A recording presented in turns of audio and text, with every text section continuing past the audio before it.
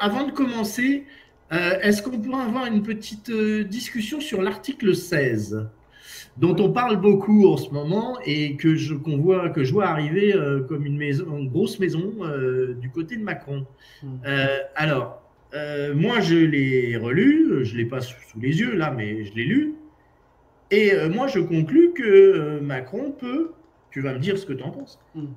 en fait, une fois qu'il a mis en marche l'article 16, on voit que l'Assemblée doit se réunir au bout de 30 jours, mais juste pour se réunir, quoi. Il n'y a rien qui peut en sortir, puisque elle juge, elle va dire un truc, elle va donner un avis, et de la même façon, 60 jours plus tard, le Conseil constitutionnel se réunit, et il est dit dans les textes, dans la phrase, le verbe le plus saillant qui soit, c'est le Conseil constitutionnel se prononce. Voilà, il se prononce. Mais à aucun moment il n'est mis que le Conseil constitutionnel, les élus, le Parlement, enfin, a le pouvoir de revenir sur les pleins pouvoirs, de démettre enfin, de démettre les pleins pouvoirs, on va dire. Enfin voilà, il n'y a rien dans l'article qui dit cela. Donc, pour moi, une fois que Macron a les pleins pouvoirs, il n'y a rien dans la Constitution qui peut les lui retirer. Voilà. Et j'ai été sur le site du Conseil constitutionnel, tu sais, là où il y a un petit peu de discussion Hmm. sur les articles qui, en plus, et le Conseil constitutionnel, sans doute le rédacteur a-t-il constaté la lacune dont je parle, et à la fin, ils invoquent, enfin, ils font une référence à l'article 68.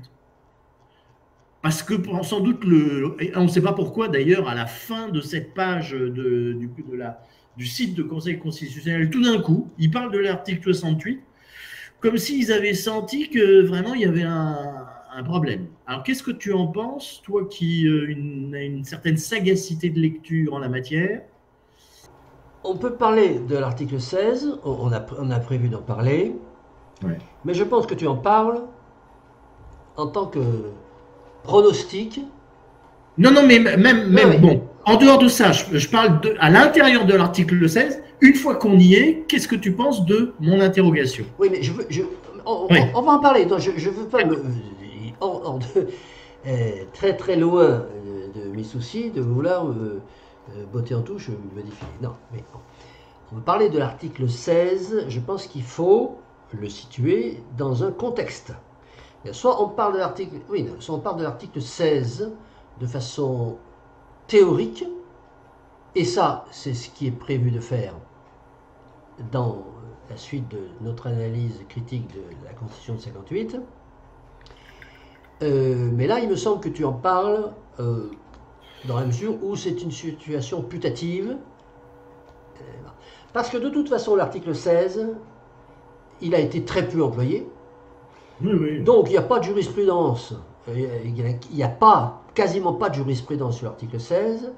Historiquement, on n'a pas non plus énormément été employé, je crois, qu'une fois par De Gaulle. Et donc, on ne peut pas faire autre chose que faire des conjectures, hein, à propos de l'article 16. Mais je vais rentrer dans. Alors, si on place, ton questionnement dans la situation actuelle, c'est-à-dire qu'on a des élections législatives anticipées, dont il faut parler aussi, bon, au niveau constitutionnel, et que ces élections législatives vont donner un certain résultat, et que du coup, tu penses, avec d'autres sans doute, que Macron pourra déclencher l'article 16 suite. Voilà. L'article 16 dit, de façon quand même extrêmement précise, hein, il dit, il peut être déclenché, parce qu'il faut voir les motifs de déclenchement. Hein. Après, bon, Oui, il faut bon, voir les enfin, motifs de déclenchement et il faut voir ensuite qui contrôle ces motifs. voilà. Voilà, alors, mais d'abord, il faut commencer par le début, toujours, Oui, avant de commencer par la fin. Il peut être déclenché lorsque les institutions de la République institutions.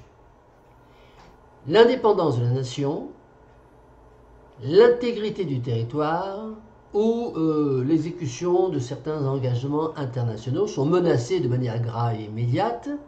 Hein. C'est-à-dire que sur ces 4 points, il y a une menace grave, c'est-à-dire pas simplement une petite menace, et immédiate. Bon.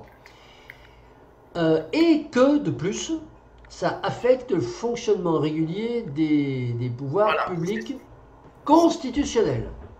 Ouais. Bon, c'est-à-dire que, en gros, tout le contrôle constitutionnel, c'est-à-dire la validité de la façon dont on va interpréter la Constitution, et bon, ce contrôle n'existe plus. À ce moment-là, le président de la République prend les mesures exigées par les circonstances, et on ne dit pas quelles mesures. Après consultation officielle du Premier ministre, ça c'est du pipeau. Président des assemblées, pipeau aussi, ainsi que le Conseil constitutionnel, c'est du pipeau. Bon. Et on informe la nation par un message. Bon, d'accord. Ces mesures, là, on lui donne des instructions. Ces mesures doivent être inspirées. Alors du coup, c'est plus d'instructions, puisque ça va être inspiré. Tiens, ce matin, je me rase, et puis voilà. il y a un truc qui m'inspire. Par la volonté d'assurer au pouvoir public constitutionnel, attention, on parle des pouvoirs publics constitutionnels, dans les moindres délais, c'est-à-dire qu'il faut agir très vite, les moyens d'accomplir leur mission. Alors les pouvoirs publics constitutionnels, ça veut dire, et ça ne veut pas dire le Conseil constitutionnel, ça veut dire les pouvoirs publics qui sont établis par la Constitution. Bon. Or, on en a déjà parlé un petit peu, mais je crois que c'est prévu qu'on en reparle, la notion de pouvoir public est une notion absente de la Constitution. Oui. On ne sait pas ce que c'est que le pouvoir public, parce que si on dit par exemple la santé, la police, c'est les pouvoirs publics. Est-ce que c'est le régalien? On ne sait pas, les pouvoirs publics. Alors, on va uniquement se baser sur ce qui est décrit dans la Constitution, c'est-à-dire l'exécutif et le législatif, et puis les différents grands corps d'État, comme le Conseil constitutionnel, la Haute Cour, etc., etc., le CSE, là, Conseil social, etc. Bon. Si ces pouvoirs publics ne peuvent plus fonctionner normalement, ou qu'il y a une menace sur le fait qu'ils puissent fonctionner normalement, l'article 16 dit que le président de la République peut prendre des mesures, on ne sait pas lesquelles, donc il peut prendre n'importe quelle mesure, exigée par les circonstances, pourvu qu'il dise « je prends ces mesures afin de pouvoir rétablir le bon fonctionnement des pouvoirs publics qui sont écrits dans la Constitution ». Pas des pouvoirs publics qui n'existent pas, hein. C'est-à-dire le fonctionnement de la sécurité intérieure, la police, le fonctionnement de la sécurité extérieure, c'est-à-dire l'armée, le fonctionnement du Parlement, des 2 assemblées. Il y a quand même les collectivités locales qui sont référencées dans la Constitution. Oui, mais elles sont citées, mais elles ne sont pas définies, elles ne sont pas définies comme telles. Enfin, bon, alors à ce moment-là, on va mettre là-dedans les organismes gestionnaires des collectivités locales, qui eux sont définis, c'est-à-dire les conseils, les conseils régionaux, les conseils municipaux, les conseils cantons, etc., etc., etc. Bon.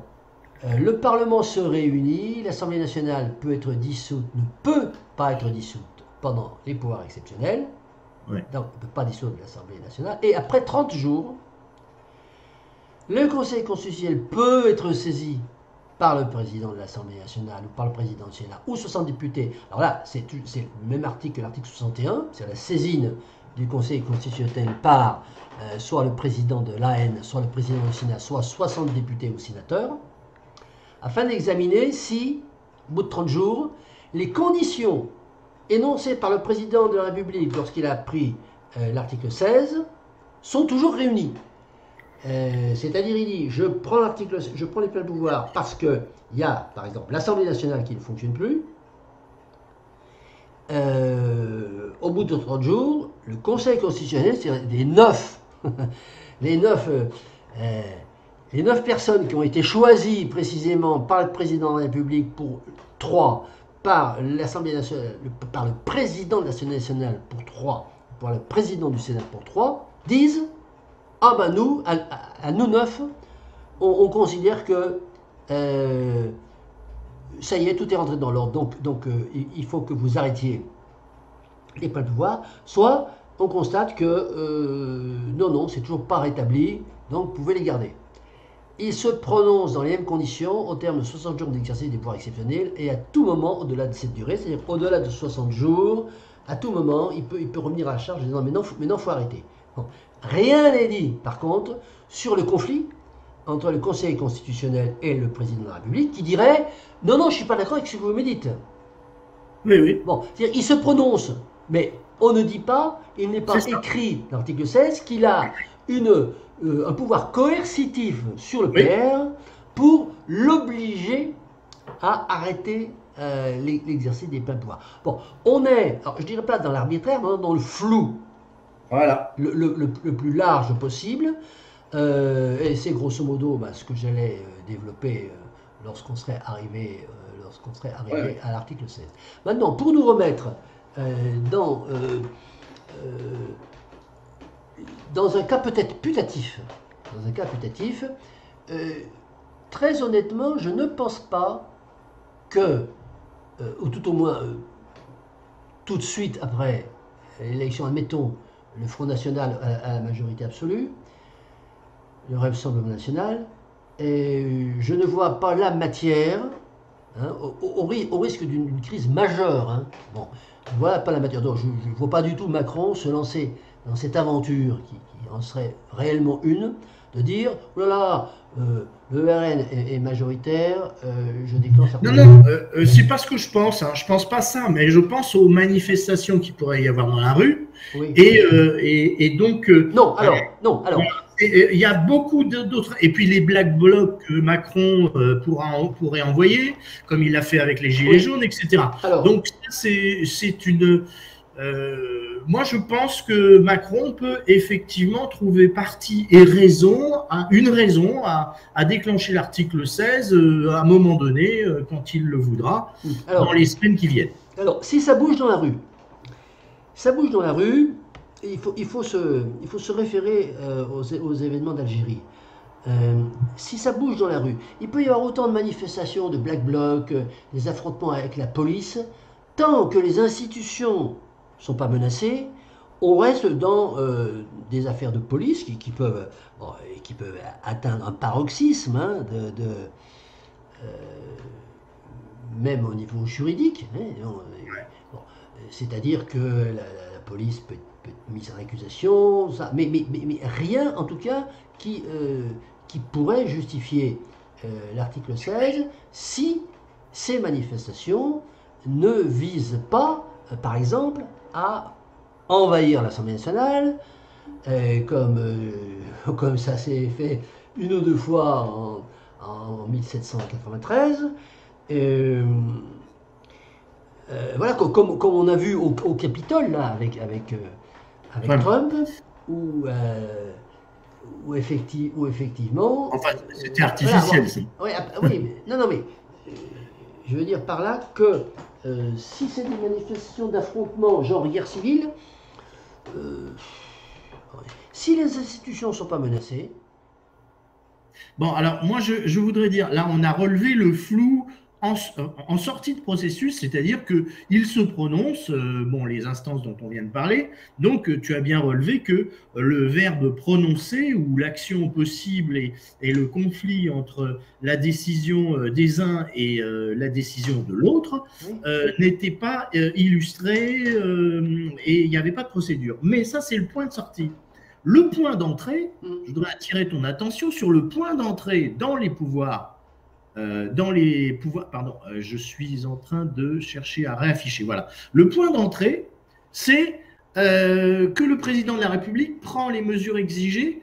Alors, après consultation officielle du Premier ministre. Non, c'est bidon, ça. Voilà, c'est bidon, ça aussi. C'est-à-dire que et le point d'entrée et le point de sortie de toute cette affaire sont absolument flous. Et encore une fois, si le président a décidé de faire un truc de ce genre, avec, bon, les raisons qui sont décrites peuvent être totalement contournées, surtout qu'actuellement, il n'y a plus de raison qui vaille nulle part. Donc, le président peut tout à fait consulter le Premier ministre, voir les présidents des assemblées, le Conseil constitutionnel, envoyer un message à la nation, mais il n'y a personne qui peut s'opposer à sa décision. Il consulte, il consulte. Ah non, mais, personne ne peut s'opposer. Alors ça, on est bien d'accord là-dessus. Hein. Voilà. Personne. Non, mais, alors, on sommes bien d'accord là-dessus.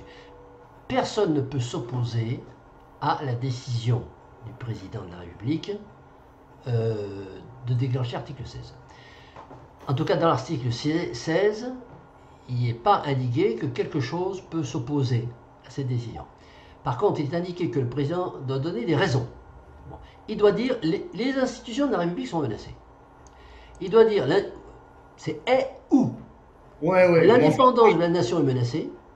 D'accord, non, mais ça. Attends. L'intégrité du territoire est menacée, hein, ou bien il y a des engagements nationaux, internationaux qui sont menacés. Donc il doit dire ça. Et là, dire pourquoi. Hein. S'il dit les institutions de la République sont menacées, il faut qu'il dise pourquoi. S'il s'appuie sur l'indépendance de la nation, il doit dire pourquoi. Il y a l'Allemagne qui est mobilisée aux frontières, etc. Bon, il doit dire pourquoi. Et là, il décide de prendre les pleins pouvoirs et personne ne peut s'y opposer. Bon. Voilà. Alors, ça c'est clair, net et sans bavure. Après 30 jours d'exercice, hein, bon, il peut y avoir soit le président de l'Assemblée nationale, soit le président du Sénat, soit 60 députés ou sénateurs, qui lui disent ça y est, c'est réglé, c'est-à-dire ce que vous avez évoqué, les institutions de la République sont en danger, ne sont plus en danger, donc il faut arrêter l'article 16.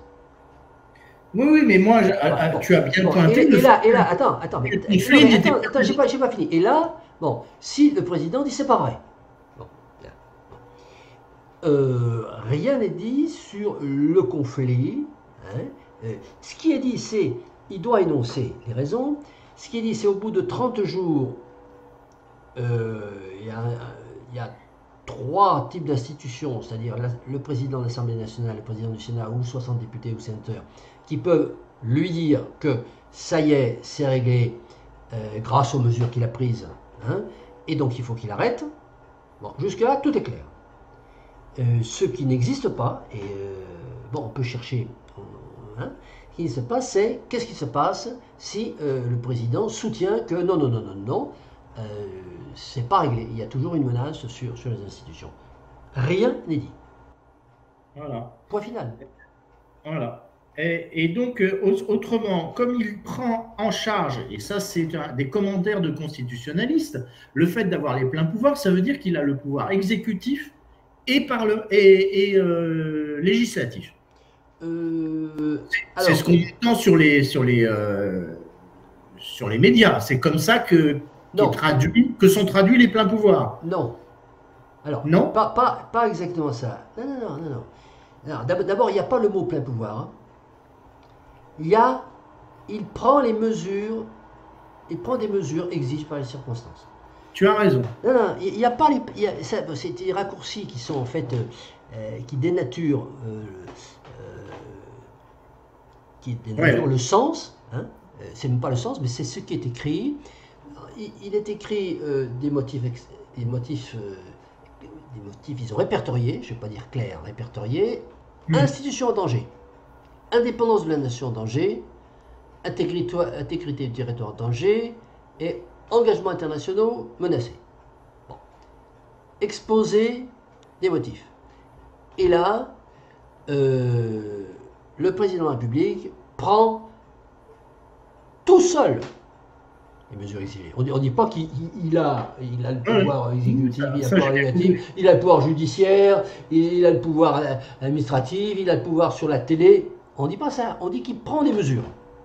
C'est-à-dire qu'il peut prendre des mesures soit qui relèvent de l'exécutif, ce que j'appelle les commandements opérationnels, soit qui relèvent du législatif au sens large, c'est-à-dire des règles abstraites, hein, des arrêtés, des règlements, des lois, des ordonnances, des circulaires, etc.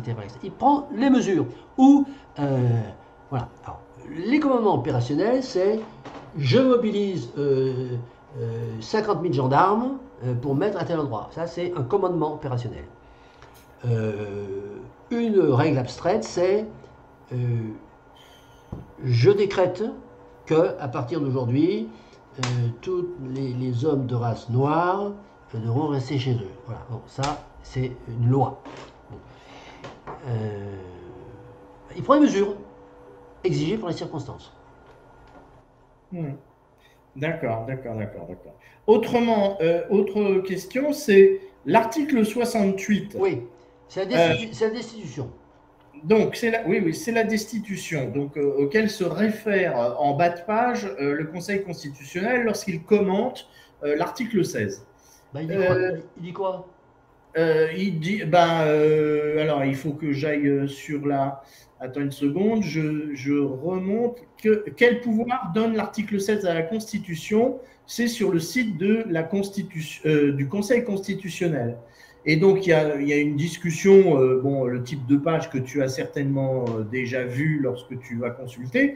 Et il est dit en bas, d'autre part, en vertu de l'article 68 de la Constitution, le chef d'État pourrait être destitué par la Haute Cour en cas de manquement à ses devoirs manifestement incompatibles avec l'exercice de son mandat. C'est-à-dire qu'ils font une synthèse en 3 lignes de l'article 68, mais disons que... ah oui, c'est dans le chapitre « Le double contrôle des pouvoirs exceptionnels ». Donc, le double contrôle, c'est la décision présidentielle de recourir à l'article 16 constitue un acte de gouvernement, c'est-à-dire un acte de juge que le juge administratif ne contrôle pas. Les décisions présidentielles prises en application de l'article 16 de la Constitution peuvent être contrôlées par le juge administratif si elles sont intervenues dans le domaine du règlement, de l'article 37 de la Constitution. Voilà, bon, alors donc ce sont des petits amendements au plein pouvoir dont on vient de parler, enfin aux mesures. Voilà, bon, donc le Conseil constitutionnel essaye de trouver, de décrire les endroits où ces pleins pouvoirs, au sens que tu viens de décrire malgré tout, voilà, c'est le bas de page de ce commentaire. Oui.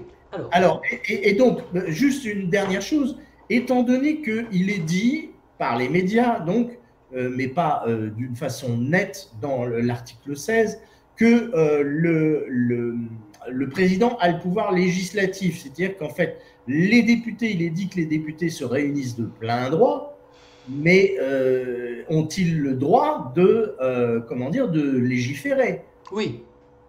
Est-ce qu'ils sont encore en capacité de légiférer? Absolument. Absolument. Voilà, je reviens. L'article 16 dit que le président de la République prend des mesures. Bon, donc il peut pas prendre des lois, puisque la Constitution ne lui permet pas de prendre des lois. Il peut prendre des décrets. Bon, et un décret, ça peut être plus fort qu'une loi. Tu peux décréter ce que tu veux. J'ai pris exprès un exemple caricatural. Tous les individus de race noire n'ont plus le droit de sortir de chez eux. Bon, c'est un décret. D'accord. Par contre, il n'a pas le droit de sortir une loi, parce que voilà, c'est l'Assemblée nationale qui fait. Alors, l'Assemblée nationale n'est pas dissoute. Oui. L'Assemblée nationale continue à fonctionner. Bon. Mais, alors,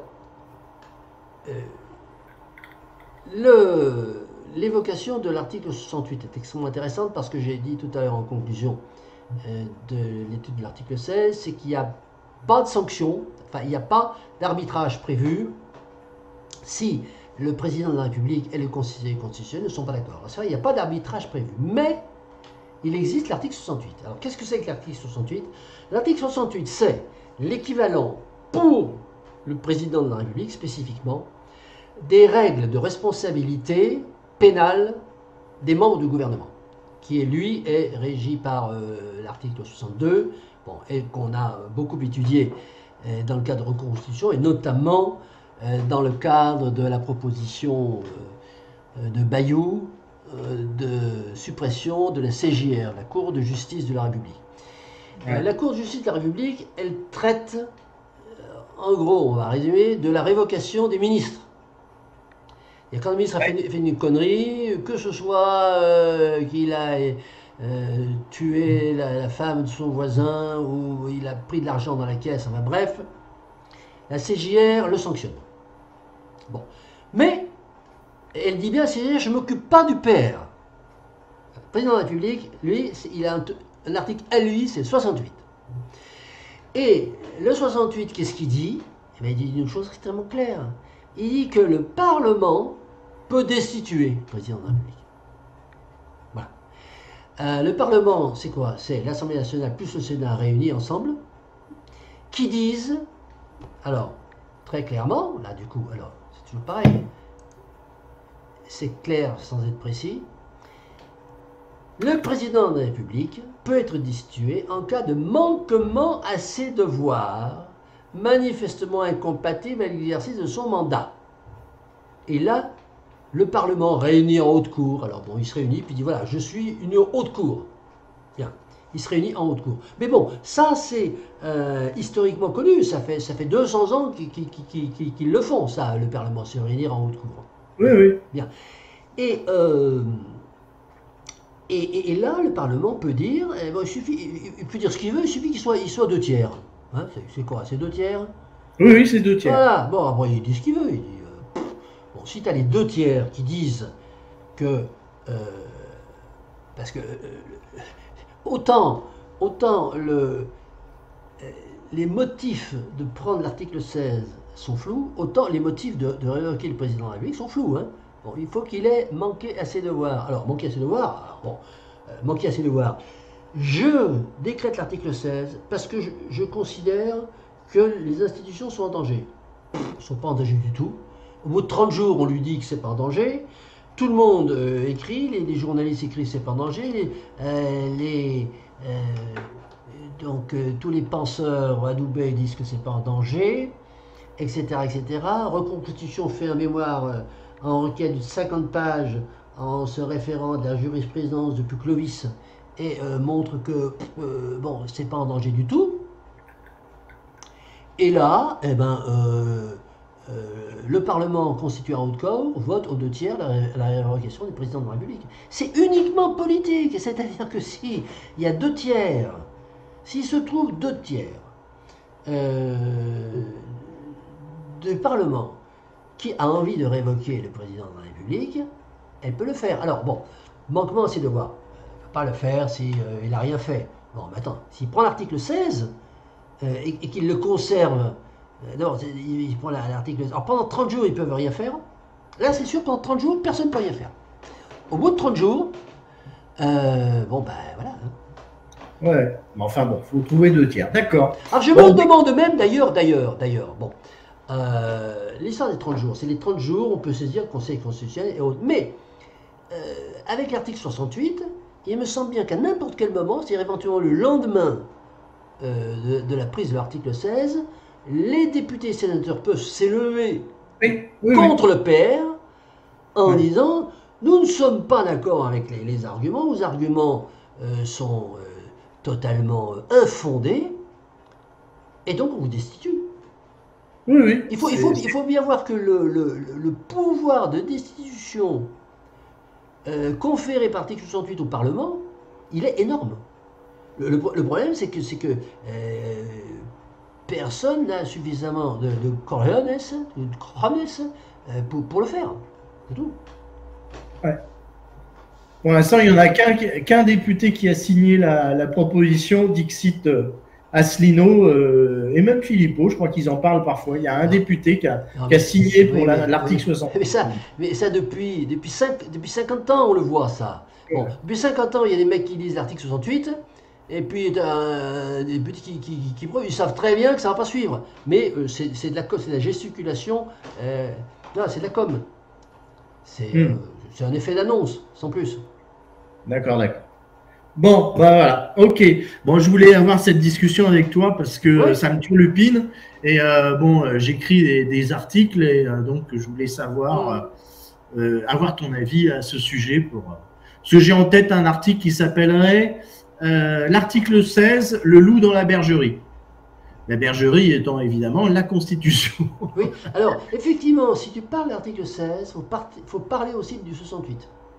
Du 68. Parce qu'on a d'un côté un article qui donne des pleins pouvoirs, une possibilité, alors de plein pouvoir, là encore c'est pas écrit, mais c'est ce que ça veut dire, disons de pouvoir, pas les pleins pouvoirs, non, c'est vraiment faux les pleins pouvoirs, oui, mais de pouvoir extraordinaire, exorbitant, c'est de droit exorbitant.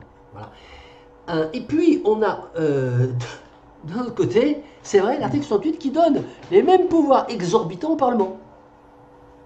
Enfin, pas les mêmes, mais qui donne aussi des pouvoirs exorbitants au Parlement, c'est-à-dire de destituer à tout moment le président de la République. Parce que tu peux le destituer aujourd'hui parce qu'il n'a pas réduit le déficit public. Parce qu'aujourd'hui, il y a 2000 milliards de déficit et qu'il n'y a aucun ménage qui peut vivre pendant... 3100 milliards. 3100 milliards. 3000, 4000, 5000, tu peux mettre ce que tu veux, ça dépend comment tu calcules. Bon, et voilà. Donc aujourd'hui, voilà, c'est politique, quoi. C'est une question de rapport de force. Voilà. Donc il faut parler des deux. Tu ne peux pas parler de l'un, tu ne peux pas taper sur l'un. Il faut mettre en cause l'article 16 sans mettre en cause l'article 68. Parce que c'est pareil, supposons qu'il y ait deux tiers, qu'il y ait deux tiers de députés sénateurs qui veulent absolument la peau du père, alors, ils peuvent très bien dire qu'il a manqué à ses devoirs.